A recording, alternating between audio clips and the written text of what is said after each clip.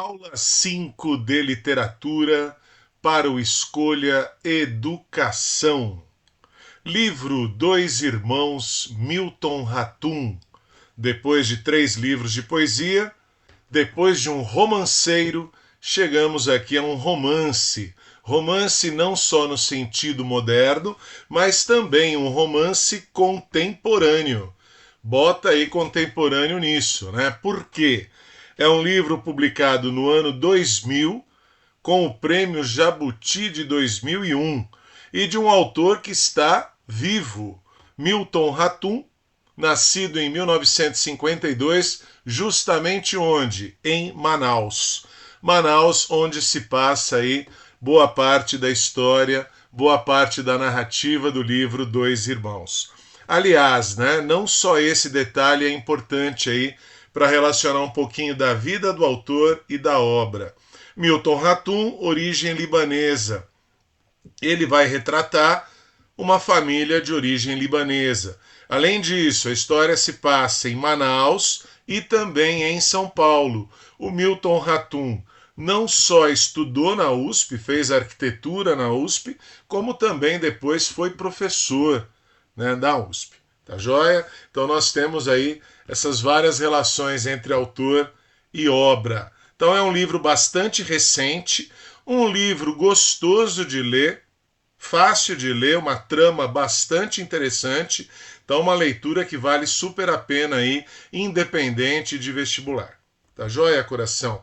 E aqui, olha lá, para a gente relacionar já autores e livros da lista. A epígrafe do livro, ou seja, aquela citação logo de entrada, o cartão de visita do livro, é Drummond, Carlos Drummond de Andrade, autor do livro Alguma Poesia. Vejam que o trecho que foi selecionado aqui pelo Milton Ratum, ele é extremamente revelador do que vai ser o enredo da história. Olha lá.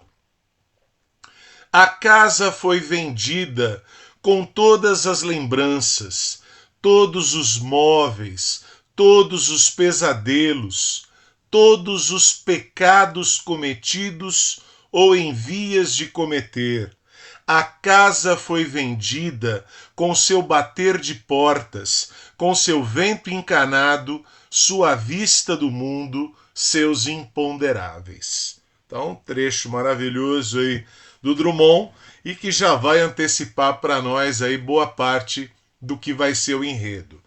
Primeiro trecho inicial do livro, e já é revelador de muita coisa. Vou ler.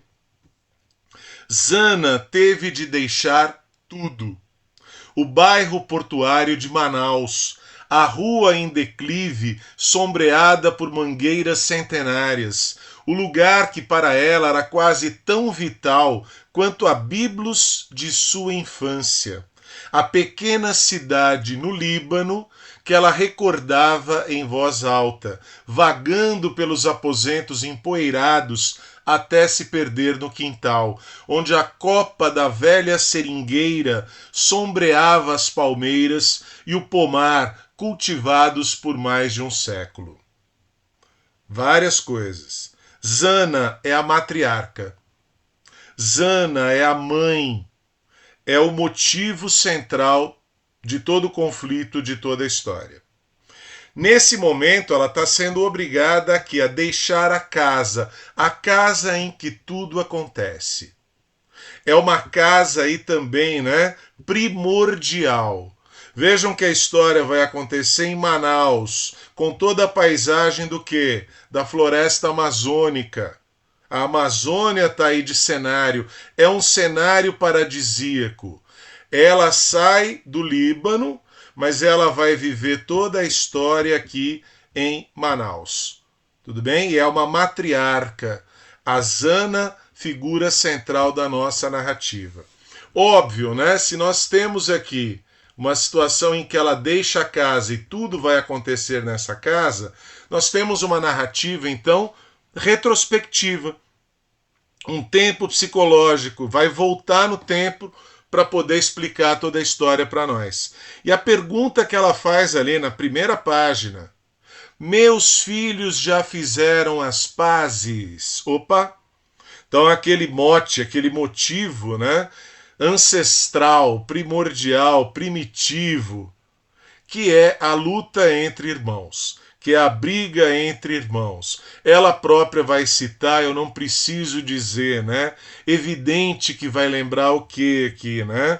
Um Adão e Eva tendo como filhos Caim e Abel. Então, vamos pegar aqui os trechos selecionados para a gente poder partir sempre deles. Sempre a gente parte do texto para poder interpretar e entender a história. Zana me dizia, opa, temos um narrador em primeira pessoa, mas ainda não sabemos quem é esse narrador. É uma personagem, mas não é uma personagem central. Ele é bem periférico dentro da trama central da história. Zana me dizia sem olhar para mim. Olha aí a posição ocupada por esse narrador. Talvez sem sentir a minha presença. Vários indícios de quem é esse narrador aqui, de que posição ele vai ocupar, uma posição periférica dentro da história. O rosto que fora tão belo, passado, agora sombrio, abatido. Repetiu a pergunta com a força que lhe restava, com a coragem que mãe aflita encontra na hora da morte. Então vamos lá, algumas conclusões. O narrador personagem não é o protagonista, mas nós não sabemos quem é. Já fica aí o primeiro enigma a ser decifrado dentro da narrativa. Como eu já disse, o tempo é psicológico. A narrativa vai ter que resgatar esse passado para explicar o que está acontecendo. Zana é uma imigrante libanesa vivendo em Manaus, que está aqui neste momento deixando a casa e deixando a vida. É um final de ciclo aqui, tanto na questão espacial como na própria questão vital. Preocupação que ocupa a cabeça dela, uma praticamente aqui moribunda. O conflito entre os filhos. Não queria morrer vendo os gêmeos se odiarem como dois inimigos. Não era a mãe de Caim e Abel. Opa, tá no texto. Caim e Abel, filhos de Adão e Eva. Primeiro homicídio, né? Caim mata Abel. Será que é isso que vai acontecer aqui? Também quero fazer outra referência aí que não aparece no texto. Eles são irmãos gêmeos. Gêmeos assim como Esaú e Jacó. É uma outra narrativa bíblica, do Gênesis bíblico. Esaú era o primogênito, mas o Jacó vai roubar a primogenitura. O Jacó, que é o caçula, que é o mais novo, vai roubar a primogenitura do Esaú. E aí foge. É esse Jacó que vai se tornar o quê? Israel. Daí vem as 12 tribos de Israel. Tem a ver aí? Tem muito a ver com o que vai acontecer na nossa história. Joia? Primeiro corte na narrativa e na vida. Tenho que aqui me esconder em cima, aqui, hein? Senão não dá. Vai ter que voltar para o passado. Está contando a história, vai cortar, corte narrativo, para poder explicar o que está acontecendo.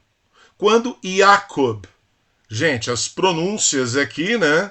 Vamos lá, perdoem aí os libaneses de origem, mas vamos falar Jacob. Lógico que Jacob lembra um pouquinho Jacó, embora aqui as posições sejam trocadas, tá bom? Vamos lá, vamos ficar só com Jacob. Quando Jacob chegou do Líbano, o pai foi buscá-lo no Rio de Janeiro. O cais da Praça Mauá estava apinhado de parentes de pracinhas que regressavam da Itália. Opa, para você situar no tempo aqui. Quando o pai Halim vai buscar o filho Jacob, voltando do Líbano para o Brasil, vai buscar no Rio de Janeiro, quem também está voltando para casa são os pracinhas, que lutaram na Segunda Guerra Mundial. Então estamos falando de final da Segunda Grande Guerra, 1945. Então é importante para situar no tempo aí. Então é uma cena fundamental. O retorno desse filho, né, que estava ausente. E aí vem a explicação logo em seguida. O Jacob passara 5 dos 18 anos de vida, portanto, ali em 1945, ele está com 18 anos. Ele partiu para o Líbano quando tinha 13. E a gente não sabe ainda por quê. Por que que este filho, e só este filho, foi obrigado ou foi levado a fazer essa viagem e ficar 5 anos afastado do núcleo familiar? Não sabemos. O que mais preocupava Halim é o pai, era a separação dos gêmeos, porque nunca se sabe como vão reagir depois. Então aí a gente tem um dos motivos da inimizade, da rivalidade que existe entre eles. É só um dos motivos. Aconteceu um ano antes da Segunda Guerra, 38, quando os gêmeos completaram 13 anos de idade, né? 39. Durante anos, Omar foi tratado como filho único, o único menino. Opa! Aqui, gente, menos a questão cronológica, né? Muito mais a questão do que? Da separação. Vejam que durante anos, 5 anos, o Omar, ou Omar, como vocês preferirem a pronúncia aí, tanto faz, vai viver como se fosse um filho único. Opa, eles têm uma irmã mais nova, Rania. Olha o ato falho que não é um ato falho. A Rania ocupa uma posição tão secundária, tão periférica, que nem é lembrada. Como se o Omar fosse um filho único. O Jacob está longe e a Rania não é nem considerada. Aliás, assim como o narrador, que nós ainda não sabemos quem é. Beleza? Pergunta que faz o Jacob nessa volta, né? Ele está retornando aí por volta dos 18 anos de idade, está voltando para casa.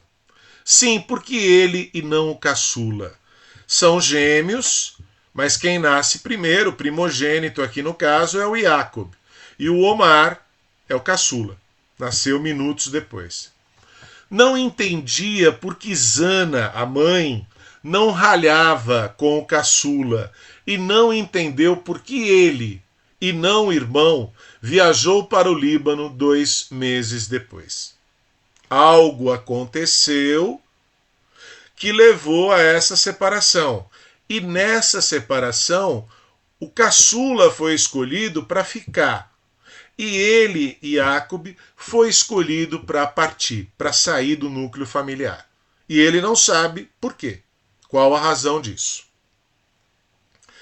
Quando ele volta, fazem ali uma espécie de um banquete. Vai receber o filho pródigo que está voltando aí. Não saiu por vontade própria, foi obrigado a sair, está voltando. Então organizam ali um verdadeiro banquete com vários pratos libaneses e amazônicos. É uma gastronomia ali farta. E aí o que acontece? Olha o que vai ser visto pelo Jacob. Era quase meia-noite quando o caçula entrou na sala, ou seja, o caçula, o Omar, só chega muito tempo depois. Quase meia-noite. Omar se dirigiu à mãe, abriu os braços para ela, como se fosse ele o filho ausente. Primeiro, como se ele fosse o filho único. Agora, como se fosse ele o filho ausente. Ele vai ser recebido de braços abertos pela mãe. E ela o recebeu com uma efusão que parecia contrariar a homenagem a Jacob. Ou seja, né, o bem recebido, o bem amado aqui, é o caçula que sempre esteve ali presente, não ele. Ficaram juntos, os braços dela enroscados no pescoço do caçula, ambos entregues a uma cumplicidade que provocou ciúme em Jacob, inquietação em Halim. Opa! A Zana conseguiu desagradar tanto o filho mais velho como o próprio marido. E aqui a gente já percebe, né? O tema central da nossa história. Essa mãe demonstra uma preferência, uma predileção explícita pelo filho mais novo, ou melhor, né? Pelo gêmeo caçula. A filha mais nova é a Rania. Ciúme do Jacob. Ciúme também do Halim. Vejam, né, no complexo de Édipo, conceito psicanalítico do Sigmund Freud, é o filho, né, que tem ali o ciúme do pai. Aqui é o contrário, coração. Aqui é o pai que tem ciúme do filho. É o pai que está percebendo que está perdendo a esposa, o Halim está perdendo a Zana para o Omar. Olha que loucura isso. Então não é só ciúme do irmão, do Jacob, é ciúme do pai também. O pai Halim também tem ciúme dessa relação estranha, bastante estranha, entre Zana, a mãe, e Omar, o filho. Tá joia? Então é um livro bem complexo aí nesse sentido, né? Complexos de Édipo. Aqui, coração, deixa eu me colocar do lado do Escolha Educação. Mais um corte na narrativa, e aí no trocadilho, corte que vai acontecer também no rosto do Jacob. Opa, aqui a gente vai começar a entender melhor a história. Do cabelo cacheado de Jacob despontava uma pequena mecha cinzenta, marca de nascença. Mas o que realmente os distinguia, os gêmeos são muito parecidos, muito semelhantes fisicamente e completamente diferentes em termos de comportamento. O que diferencia os dois fisicamente? A cicatriz pálida e em meia-lua na face esquerda de Jacob. Opa, outro mistério. O que será que aconteceu? Foi Domingas. Vamos ter que falar bastante dessa personagem aí. É outra que vive às margens. É outra que ocupa uma posição periférica dentro desse núcleo familiar. Foi Domingas quem me contou, olha o narrador, a história da cicatriz no rosto de Jacob. O caçula, olha a história, voltou no tempo. De novo, é a segunda volta no tempo, é o segundo flashback, para poder explicar. O caçula detestou ver os dedos do irmão brincarem de minhoca louca com os dedos de Lívia. Os dois gêmeos com 13 anos, adolescentes, pré-adolescentes, como queiram, ambos apaixonados pela vizinha Lívia. O Omar, como ele é o queridinho da mamãe, achava que ele também seria o quê? O queridinho da Lívia. Ele desconsiderava o irmão, porque o irmão era mais tímido do que ele. Então, para ele era certeza que a Lívia ficaria com ele. Uma pane no gerador apagou as imagens. Alguém abriu uma janela e a plateia viu os lábios de Lívia grudados no rosto de Jacob. Depois, o barulho de cadeiras atiradas ao chão e o estouro de uma garrafa estilhaçada e a estocada certeira, rápida e furiosa do caçula. E então, o grito de pânico de Lívia ao olhar o rosto rasgado de Jacob. Opa!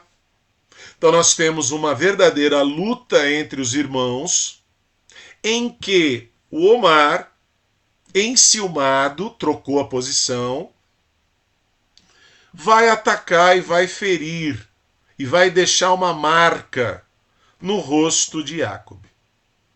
E aí você vai também se perguntar junto com ele, se o Omar é o agressor, por que Jacob foi para o Líbano? Por que ele? Por que não o outro? Porque o outro ficou ali o tempo todo juntinho da mamãe. Perceberam? Então, assim, o ciúme do Jacob é bastante justificado e justificável. Beleza? E aqui, né, vou continuar nesse cantinho aí, tô bem acompanhado, do lado do logo do Escolha Educação. Quem é esse narrador? Vamos chegar nessa resposta aí, embora no livro demore bastante para a gente ter a revelação deste nome. Isso Domingas me contou, mas muita coisa do que aconteceu eu mesmo vi, porque enxerguei de fora aquele pequeno mundo.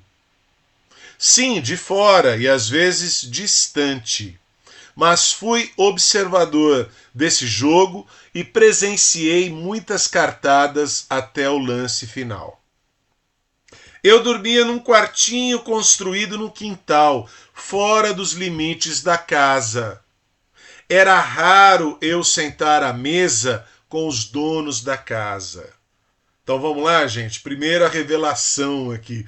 Primeiro segredo que tem que ser revelado. Este narrador se chama Nael. E o Nael é filho da Domingas. Domingas é uma espécie de empregada da casa, só que com vários agravantes. Antes de nascerem os gêmeos, o casal Zana e Halim, esse casal vai adotar uma menina que estava no orfanato, uma menina de origem indígena. Vejam, nós estamos região amazônica. A menina Domingas, de origem indígena, é adotada pelo casal Halim e Zana. Mas vejam, é adotada como filha? Não, nunca, em momento algum, ela é vista e ela é tratada como filha. Ela sempre vai ser o quê? A empregada. Vou além. Praticamente ali uma escrava. Tudo bem? Ela vive para servir o tempo todo. Então ela é mais uma escrava até do que uma empregada. Vai engravidar, vai ter esse filho. Aceitam a presença desse filho. Até porque aí vem outro grande enigma da nossa narrativa, que talvez nem seja respondido. Quem é o pai do Nael? Nael, muito provavelmente, é filho de quem? De um dos gêmeos. Jacob ou Omar? Eis a questão. Então ali, gente, é o filho da minha empregada. Mas para quem ia desabafar? Eu era o seu confidente. Bem ou mal, era um membro da família, o neto de Halim. O Halim nunca foi próximo de nenhum dos filhos, nem Jacob, nem Omar. Com Omar, muito pelo contrário. É uma relação tensa, é uma relação violenta, agressiva. De quem que o Halim vai acabar se aproximando na velhice? Do Nael, do neto. E muitas das histórias que o Nael vai contar para nós, ele ouviu do Halim. Ou seja, olha a narrativa oral, né? O Halim, também de origem libanesa, contando histórias, contador de histórias para o Nael. E é esse Nael que vai trazer a história para nós. É ele que vai filtrar toda a história para nós. E o olhar dele é esse olhar de fora, dentro e fora. Está dentro, mas está às margens. Ele é o filho da empregada, ele é o filho da escrava, ele é o filho da mulher indígena. Ele não sabe sequer quem é o pai dele. Ele desconfia. Nada é revelado. É esse Nael que vai contar a história para nós. Anos depois desconfiei. Um dos gêmeos era meu pai. E muito lá para o final do livro, eu já estou antecipando aqui, a Domingas acaba contando para ele. Com o Omar eu não queria. Opa! O que está dito E o que está subentendido? Com Jacob, ela queria. Tudo bem? Uma noite ele entrou no meu quarto. Ele me agarrou com força de homem. Nunca me pediu perdão. Então nós temos aqui uma violência sexual. O nome disso você já sabe.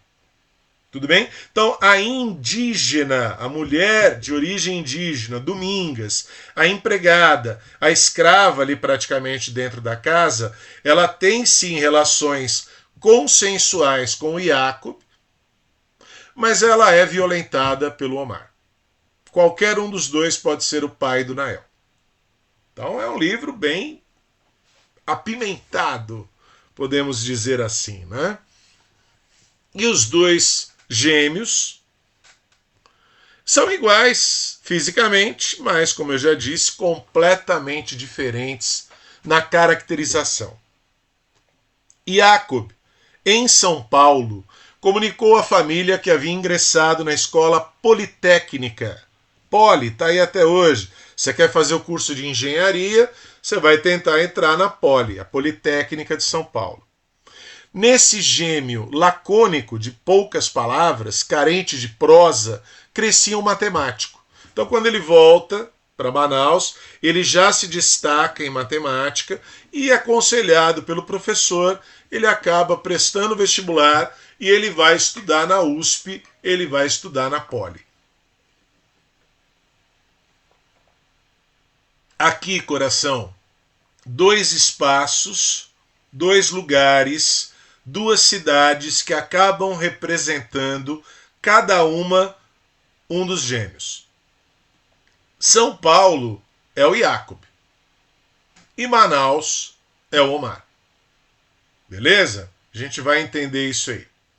O outro, caçula, exagerava as audácias juvenis. Sempre o Omar vai ser aí apresentado para nós como o rebelde, o transgressor, aquele que não segue as normas, aquele que não segue as regras. Ele é o impulsivo, ele é emoção à flor da pele o tempo todo. Foi reprovado 2 anos seguidos no Colégio dos Padres, óbvio, colégio particular. Dane-se, danem-se todos, vivo a minha vida como quero. Foi o que ele gritou ao ser expulso do colégio. Além de reprovado, ele agride ali um dos professores e ele é expulso do colégio. Esse é o Omar. Tudo bem? Então, enquanto o Jacob é o racional, é o cara da razão, é o cara dos números, é o engenheiro, o Omar é bicho. Deu para entender? Ele vive como bicho.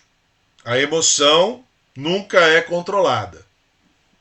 Foi estudar então no Galinheiro dos Vândalos. O que é o Galinheiro dos Vândalos? Uma escola estadual, uma escola pública, onde conhece e se aproxima do professor de francês, poeta, seresteiro, Antenor Laval. Guarde esse nome. Não há muitas personagens importantes, não. Esse é importante. Tudo bem? Aqui a gente vai ter um professor que acaba sendo o único elo, a única ligação entre Omar e Nael. Tá bom? Calma. Na verdade, o caçula, o Omar, não terminou nada, jamais frequentaria uma faculdade. Desprezava um diploma universitário, ignorava tudo que não lhe desse um prazer intenso, fortíssimo, de caçador de aventuras sem fim. Omar é um macunaíma, é um hedonista, é o cara que quer viver os prazeres da vida. Não está preocupado com assumir responsabilidades, com buscar posição social, nada. Jacob era capaz de esconder tudo, um homem que não se deixa expor, revestido de uma armadura sólida, olha a imagem. Omar, ao contrário, se expunha até as entranhas. Tranquilo? Então, pensem nos dois espaços. São Paulo, a metrópole, trabalho. Manaus, floresta. O Omar é a floresta. O Omar é o que vive ali, né, as emoções dele intensamente. O Jacob não, é aquele que controla tudo, é aquele que esconde tudo. Tranquilo? Então aqui é importante para você caracterizar as duas personagens mais importantes do livro. Mais um corte da narrativa. Ela, né, a narrativa, o livro é cheio desses cortes, o tempo todo voltando no tempo para explicar algo que aconteceu. Aqui a gente vai entender melhor a relação do Halim com os filhos. História de amor de Halim e Zana. O dono do Biblos, além de ser a cidade ali de origem, né, da Zana, vai ser o nome do restaurante onde ela trabalha com o pai dela. Não cobrava o almoço e Halim se entusiasmava com essa intimidade que ainda não bastava para aproximá-lo de Zana. Ou seja, para ele conquistar essa Zana foi uma longa história. Apaixonado pela beleza dela, ele vai cercando com muita dificuldade até que ele consegue conquistar o coração dela. E era aquele relacionamento intenso, quente. Tudo bem, coração? Amor realmente ali completo, né? Amor, sentimento e amor físico, amor erótico. E ele aqui deixa bem claro, o desejo de ter filhos só partiu dela. Não queria 3 filhos. Aliás, se dependesse da vontade dele, não teria nenhum. Um filho é um desmancha-prazer. Olha a visão que tem o Halim. Halim e Zana vivem nesse grande amor aí, uma espécie o quê? De vida paradisíaca. Estão vivendo ali no Éden, né? Naquela natureza paradisíaca da região amazônica, eles vivem os primórdios. Até o momento em que vão nascer os gêmeos. O caçula nasceu minutos depois. Adoeceu muito nos primeiros meses de vida. Olha aí a explicação, uma das explicações possíveis para a gente entender essa relação estranha, né? Muito próxima demais entre a Zana e o Omar. Cresceu cercado por um zelo, um cuidado excessivo, um mimo doentio da mãe, que via na compleição frágil do filho a morte iminente. Então ela achava que aquele mais novo, por ser menor, por ser mais fraco, por ser doente, que ele poderia morrer a qualquer momento. Só que não morre. Continua o mesmo mimo, mesmo o Omar crescendo forte e saudável. Perceberam? Aqui pode ser a origem da questão, mas ela não muda. E aí vejam, gente, são várias relações, tenho que dizer, né? Praticamente incestuosas. Porque a proximidade da mãe Zana com o filho Omar, ela vai ser espelhada, olha lá. Domingas poderia ser uma irmã mais velha, uma filha adotiva. Não é tratada desse jeito, mas ela foi sim encontrada num orfanato e trazida para casa. Ela é só alguns anos mais velha. Domingas ficava com Jacob, brincava com ele. Então imaginem a cena. Enquanto Zana dá atenção para o Omar, a Domingas dá atenção para o Jacob. Opa, você lembrou, né? A gente acabou de dizer. A Domingas tinha relações sexuais, relações amorosas, consensuais. Ela gostava do Jacob. Aqui nesse momento é quase uma relação de mãe e filho. Olha que loucura. Tudo bem, coração? Então, o livro é quente, o livro é, né, até pesado nesse sentido aí, tá? E a terceira filha, a Rania? Ela ocupa uma posição na história tão secundária quanto o próprio Nael. E vejam, ela é filha de sangue. Muito mocinha, Rania se retraiu, aderiu à reclusão, à solidão noturna do quarto fechado. Todo o holofote, todas as atenções para o Omar. Quando não para o Omar, para essa briga entre os dois gêmeos. E ela? Ela fica à margem. Ela fica à margem quase que da mesma forma que a Domingas e que o Nael. Por mais estranho que isso possa parecer, porque ela é filha, tão filha quanto os outros.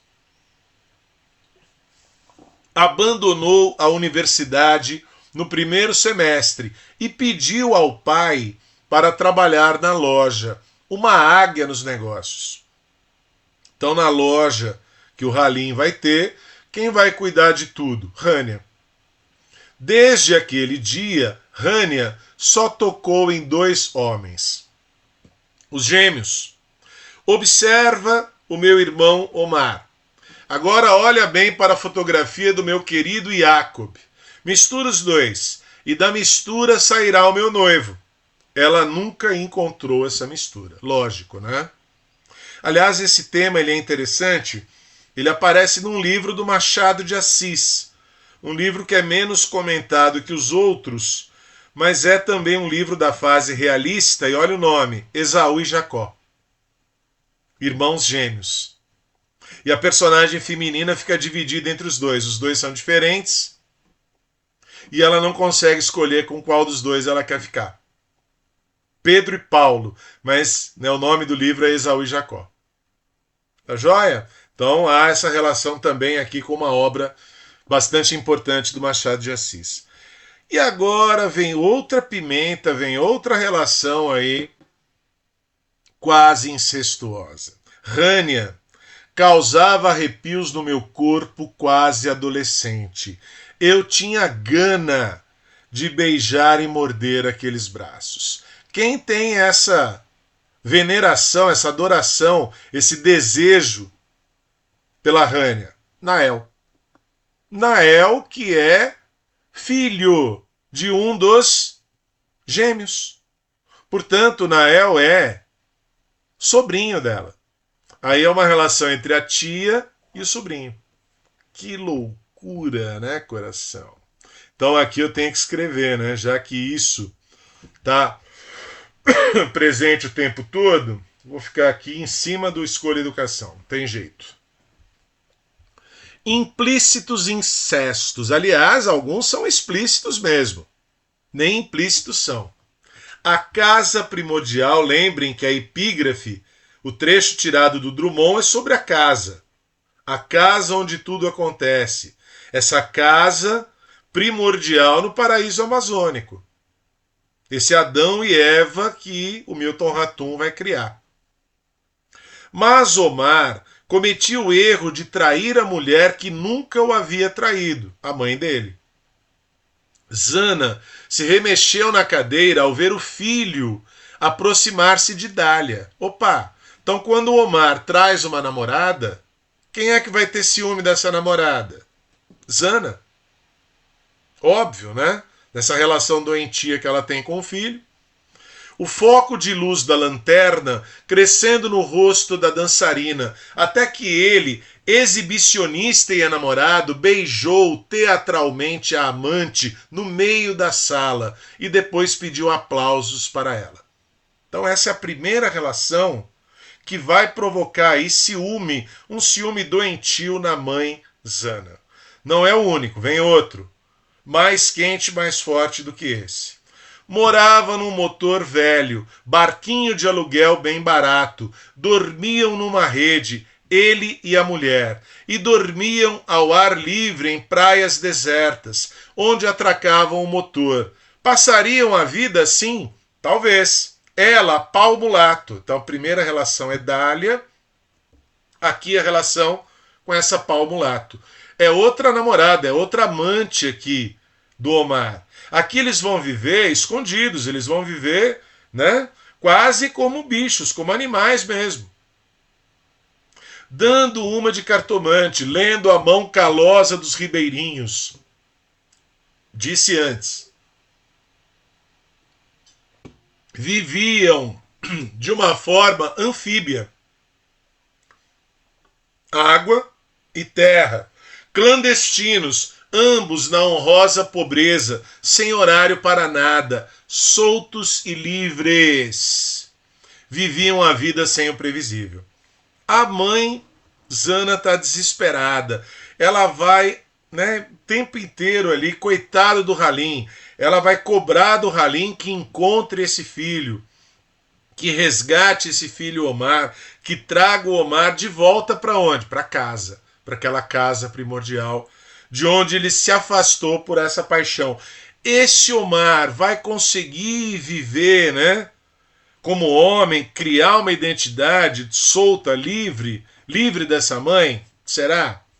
Ou a mãe vai conseguir resgatá-lo, né? Então, em outro cenário, o mesmo conflito. Quando consegue achar o nosso querido Omar aí, uma das soluções encontradas, mandar ele para São Paulo.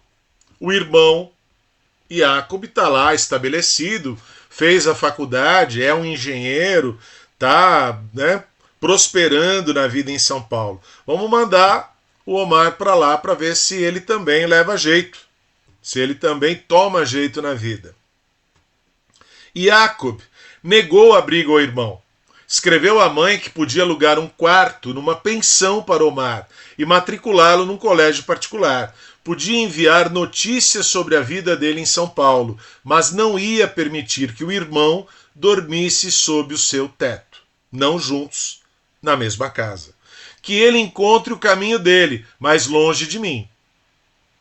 Nem São Paulo corrigiu o Omar. Aliás, nenhum santo nem cidade vai dar jeito nele. Um mal agradecido. Olha agora a caracterização.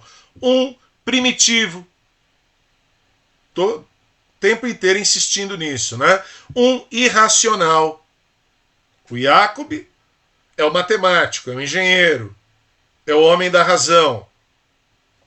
O Omar é o oposto. Estragado até o tutano. Fez pouco de mim e da minha mulher. Opa, outro enigma. Mais um. O Jacob está casado. Quem é a esposa dele? Ele roubou meu passaporte e viajou para os Estados Unidos. Lembrem, eles são gêmeos. Eles são quase idênticos. Roubou o passaporte do Jacob, roubou o dinheiro dele e viajou. E se mandou. Foi curtir os prazeres da vida. Coisa que o Jacob não sabe fazer. Quem é que sabe fazer? Omar. Então a inimizade, a rivalidade entre eles só vai piorando. Já foi motivada pela mãe Zana. Já foi, né, potencializada na relação com a Lívia ali aos 13 anos de idade. Na separação que leva o Jacob para o Líbano. E agora só vai piorar. Beleza? Jacob passou da acusação à cobrança.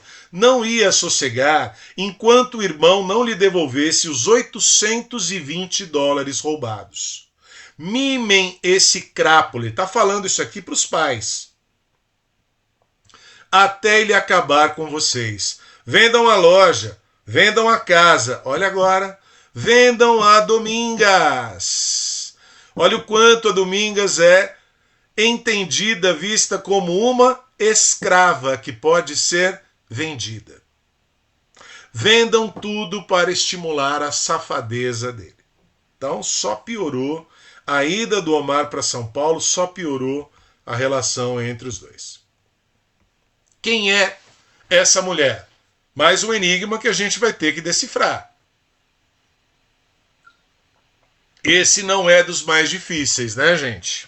Dá para imaginar já. Zana lhe perguntou por que a esposa não tinha vindo a Manaus.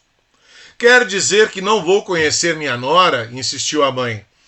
Ela está com medo do calor ou pensa que somos bichos? Selva amazônica, Manaus, espaço do mar, identificado dessa maneira, por oposição a São Paulo. A nora mandava de São Paulo caixas de presente para Halim, Que mulher, que nora maravilhosa. Se a Zana não gosta, o Halim gosta.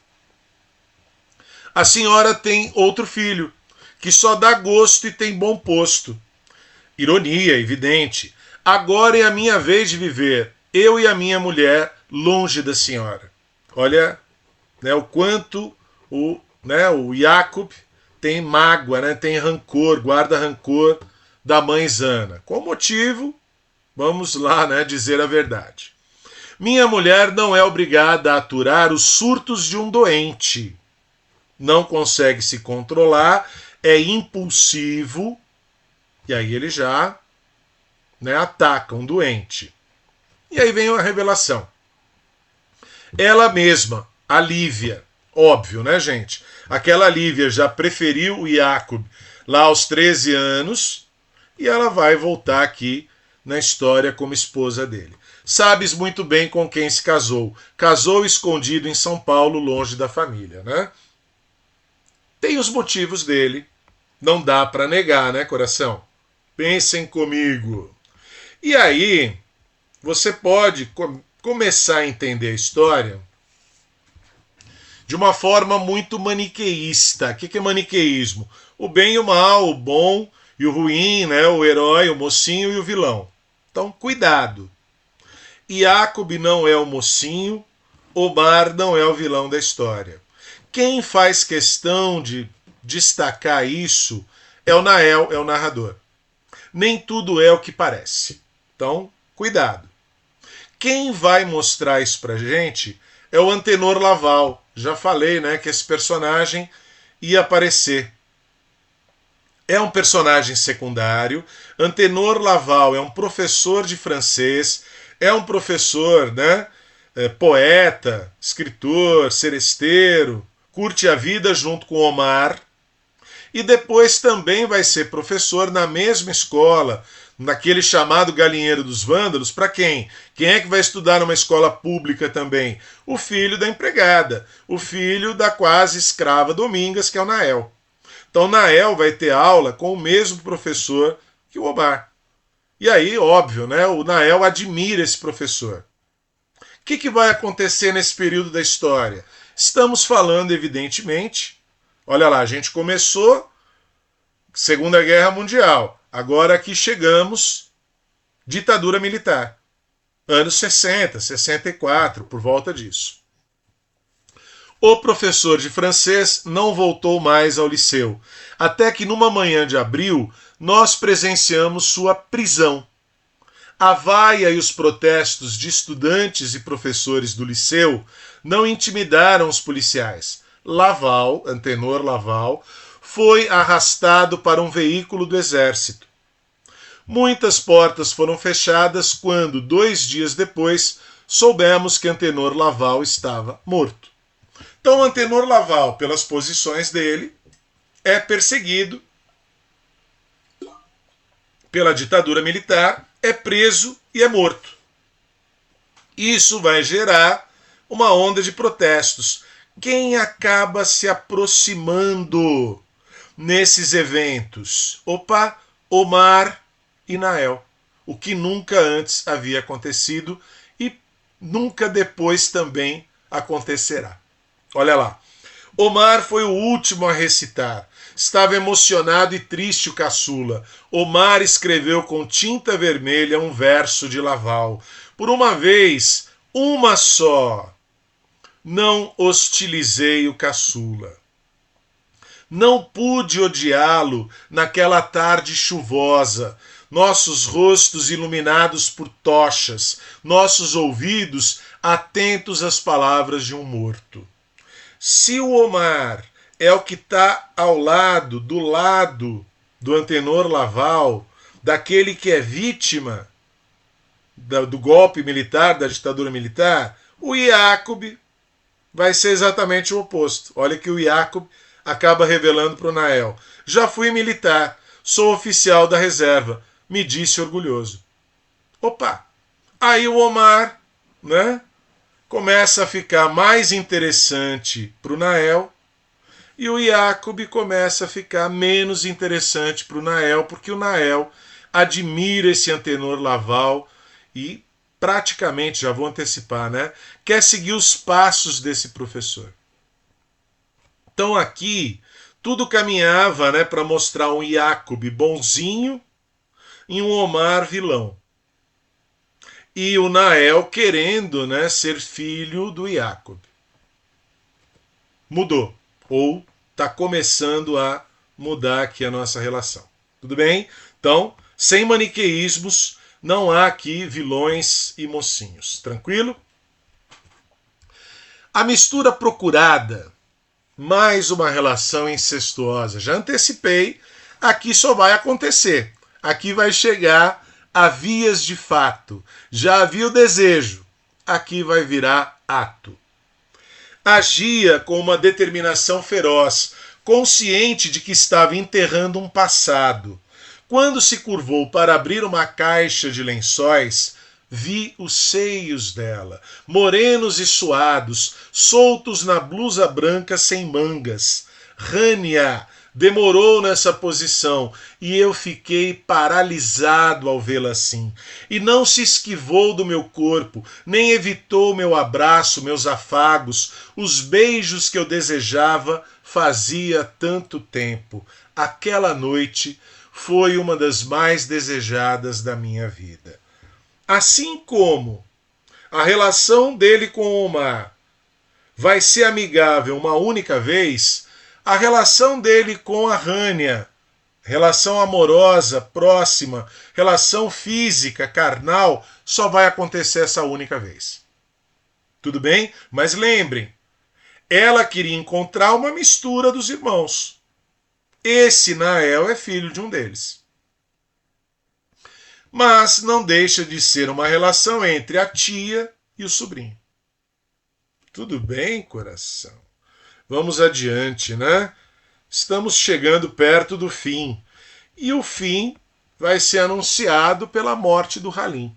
A morte do Halim, rima, é o começo do fim.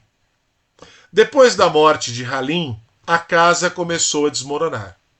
Halim ocupa muito a função de um contador de histórias.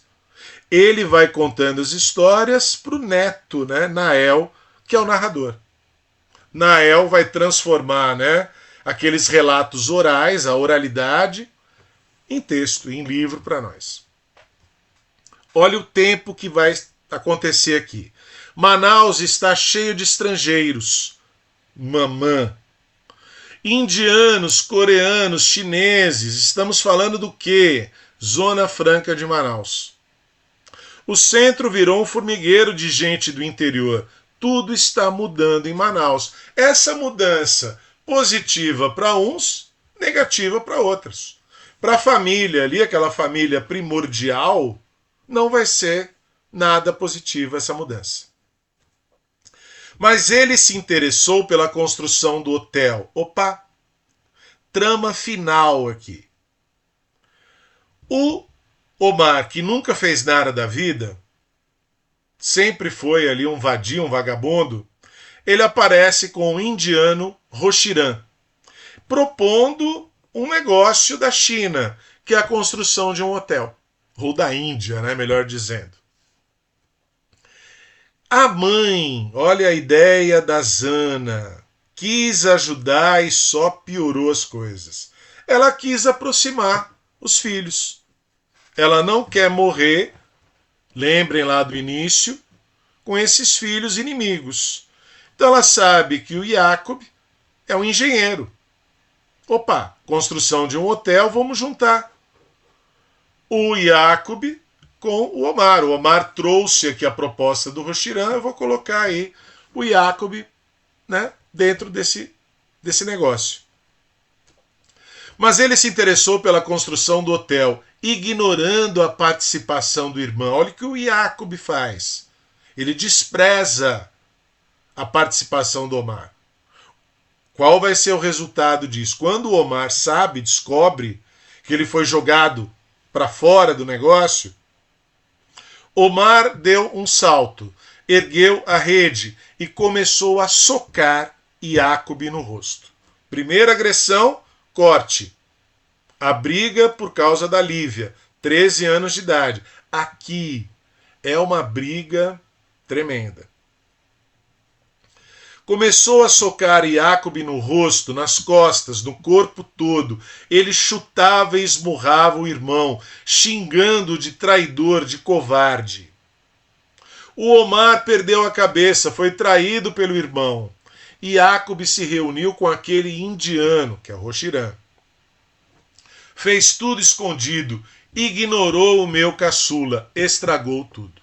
Quem está falando isso? Zana. A Zana quis aproximar e a Zana afastou de vez. Rania não suportava mais ver a mãe conviver com fantasmas. O pai já morreu. Os irmãos brigando cada vez mais. Rania ouviu as palavras que esperava. A dívida dos dois irmãos em troca da casa de Zana. Opa, aí você está entendendo aquele começo. Voltamos ali para aquele começo. A casa vai ser vendida para pagar a dívida dos irmãos nesse negócio e algo vai ser construído ali no lugar. No entanto, surpreendeu-se quando ele, o indiano Roxirã, acrescentou: seu irmão, o engenheiro, está plenamente de acordo. Opa! Lembraram que o Jacob não é mais o mocinho da história? É um Jacob que aparece aqui, vingativo, rancoroso. Tudo bem? Então ele também, tem culpa, que ele também não é só vítima da história. No começo, parece que ele é apenas uma vítima, uma vítima da mãe, uma vítima de tudo. Beleza? Vou colocar aqui no cantinho, depois eu mudo. Ironia do destino, olha aí, chegando ao final. Nael, senhor absoluto do quê? Daquilo que sobrou, das ruínas daquela casa, essa casa primordial, esse paraíso primordial. O que vai sobrar disso? Quase nada. Mas quem vive ali depois que Rania e Zana vão embora? Nael. Fiquei sozinho na casa, eu e as sombras dos que aqui moraram. Ironia, ser o senhor absoluto, mesmo que por pouco tempo de um belo sobrado. Na noite de inauguração da Casa Roxirã, vai ser construída ali no lugar da casa, um carnaval de quinquilharias importadas de Miami e do Panamá encheu as vitrines. Zona Franca de Manaus. A área que me coube, pequena, colada ao cortiço, é este quadrado no quintal. Tua herança, murmurou Rania. Então ele realmente vai sobreviver naquele lugar. Este lugar não é mais o mesmo. Aquela casa já não existe mais. Mas quem fica ali, continua ali, nessa posição periférica, de um observador periférico de tudo? Nael. Omar foi condenado a 2 anos e 7 meses de reclusão. Quem é que processou? Óbvio, o Jacob, por agressão. Tudo bem?